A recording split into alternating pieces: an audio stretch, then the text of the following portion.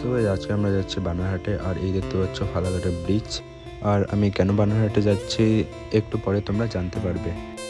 আর এই দেখতে পাচ্ছ ব্রিজের সাইডে কত সুন্দর সুন্দর লাইট। আমার বন্ধুরা হয়তো দেখলে এখানটায় ফটো তোলার জন্য পাগল হয়ে যেত।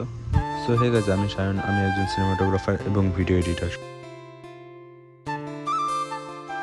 সো গাইস দেখতে পাচ্ছ জলপাইগুড়ি আর 57 কিলোমিটার। আমি ঠিক জানি না বানারহাটটা জলপাইগুড়ির পরে নাকি আগে।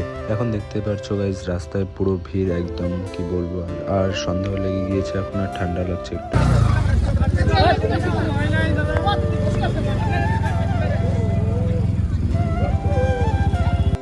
একটু আগে যেই তোমরা ভিডিওটা দেখলে, এখানটায় একটা টোটো অ্যাক্সিডেন্ট হয়ে গিয়েছে। আর বৃষ্টির কারণে আমরা একটু থেমে পড়েছিলাম। আর এই দেখো এখন গাইস একদম অন্ধকার হয়ে গিয়েছে, রাত হয়ে গিয়েছে।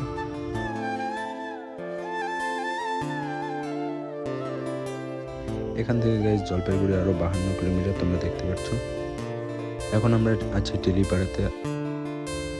আর খুব বৃষ্টির কারণে আমরা আস্তে আস্তে যাচ্ছি। আর রাস্তাতে দেখতেই পাচ্ছ জল জমা হয়ে আছে। আর জোরে গেলেই আমাদের পিছনে কাদা উঠছে, তার জন্য আমরা আস্তে আস্তে যাচ্ছি। চাপাতা বাগানে এন্ট্রি করার পরেই আমাদের গাড়ির লাইটটা, জানি না কেন গাড়ির লাইটটার আলো কম হয়ে গিয়েছিল, একদম কিছু দেখা যাচ্ছিল না সামনে। তার জন্য আমরা আরো আস্তে আস্তে যাচ্ছিলাম। তো বিয়ে বাড়িটা দেখে ভাবলাম একটু খেয়ে দিয়ে যাই, কিন্তু অনেক দেরি হয়েছে, তাই না খেয়েই চলে গেলাম। আর এই দেখতে পাচ্ছ বিয়ে বাড়িটা খুব সুন্দর সাজিয়েছে। ফাইনালি আমরা বানারহাটে পৌঁছে যাই। এই দেখতে পাচ্ছ গাইস বানারহাটের বাজার। তারপর আমরা চলে যাই একদম খাওয়া দাওয়া করতে। তারপর এখানটায় বসে একটু চুলটা সেট করে নিই। আর একটু দেখো আমার চুলটা কেমন লাগছে। তারপর আমরা খাওয়া নিয়ে, এই দেখো টাইম কটা বাজে, এখন 11টা বেজে গিয়েছিল। তারপর রাস্তায় দেখলাম যোগেশ ভাই এখনো ঘুমায়নি, 11টা 9 বেজে গিয়েছিল।